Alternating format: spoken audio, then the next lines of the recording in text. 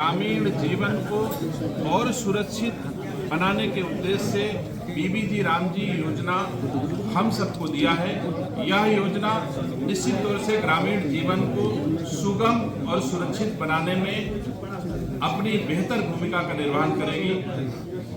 राजनीतिक लोगों के द्वारा इस योजना के बारे में जो भ्रम पैदा किया जा रहा है, मैं स्पष्ट करना चाहता हूं कि जब से देश आजाद हुआ है, ऐसी योजनाओं में आवश्यकता अनुसार समय समय पर चीजों को जोड़ करके बेहतर बनाने का प्रयास किया गया है। जो बहुत सारी योजनाओं के रूप में जाना गया, कभी किसी योजना के रूप में इसी का नाम था, किसी और के नाम था। इस समय ये बीबीजी रामजी योजना और ज्यादा बेहतर गुणों के साथ, बेहतर गारंटी के साथ देशवासियों के सम्मुख है।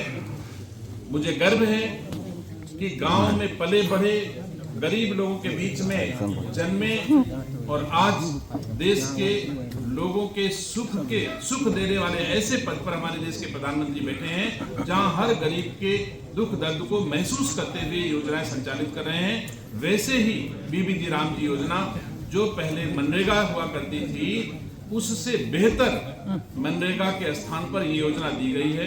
पहले 100 दिन की गारंटी होती थी, अब 125 दिन की गारंटी, गलत तो नहीं बोल गया? नहीं, 125 दिन की गारंटी इस योजना में है।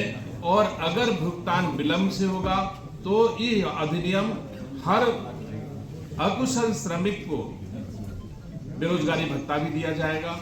और इसके द्वारा जो इंफ्रास्ट्रक्चर डेवलपमेंट के काम गांव में होंगे, वो परमानेंट मतलब अस्थायी और अस्थायी दोनों रूप से इंफ्रास्ट्रक्चर डेवलप किए जा सकते हैं। जैसे गांव में दुकानें बना दी गई तो वो आय के साधन भी हो गए और रोजगार भी मिल गया। ऐसे ही बाढ़ नियंत्रण के उद्देश्य से अथवा कोई आपदा आती है तो आश्रय स्थल के रूप में हम उसका निर्माण कर सकते हैं। इस प्रकार बहुत सारी चीजें इस योजना को जोड़ करके देशवासियों के सम्मुख दिया गया है।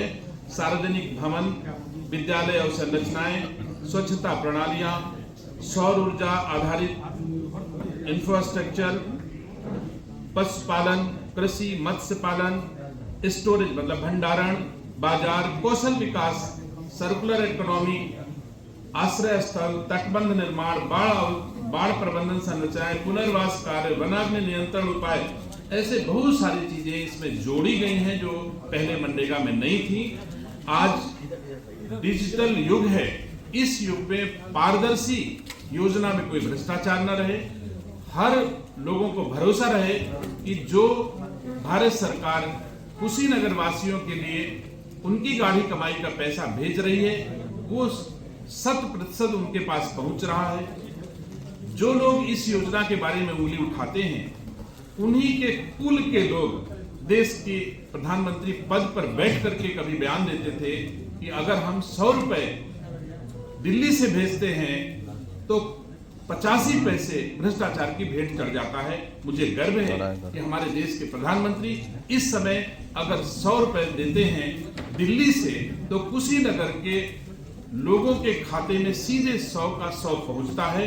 इसे और पारदर्शी बनाने के उद्देश्य से डिजिटल चीजों को भी इसमें जोड़ा गया है, उसका भी प्रावधान इसमें किया गया है। सर, अभी काम का रोकना और दूसरा वित्तीय सहायता में राज्यों का, तो इसके खिलाफ जो है सड़क पर उतरने का ऐलान किया था।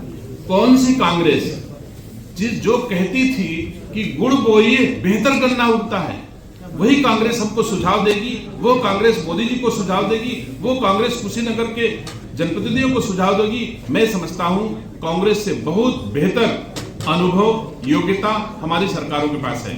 सर, अभी अब्बासुद्दीन ओवैसी ने कहा है कि एक दिन हिजाब वाली महिला देश की प्रधानमंत्री बनेगी। ये सपना हो सकता है और दिल में सपना देखने से कोई हमारे नियम कानून में शिथिलता नहीं है। और ज्यादा सपने देखें, मुझे कोई इतराज नहीं। सर, अभी कांग्रेस ने आरोप लगाया था कि महात्मा गांधी जी का नाम बदला जा रहा है, तो इससे उनकी समान प्रश्न। मुझे गर्व है कि हमारे देश के प्रधानमंत्री जी ने जितना महात्मा गांधी जी का, जितना सरदार पटेल जी का सम्मान किया है, उतना कांग्रेस जिनकी बदौलत कांग्रेस बनी, उन्होंने कभी उनका सम्मान नहीं दिया, उतना महत्व कभी नहीं दिया।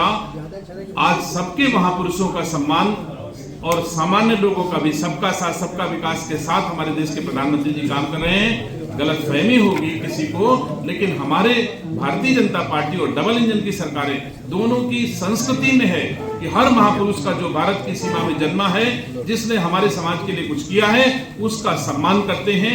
महात्मा गांधी का सम्मान, सरदार पटेल का सम्मान हमारे मोदी जी सदैव करते आए हैं, हमारी भारतीय जनता पार्टी सदैव करती आई है, हमारी डबल इंजन की सदैव करती आई, सरकारें करती आई हैं और करती रहेंगी।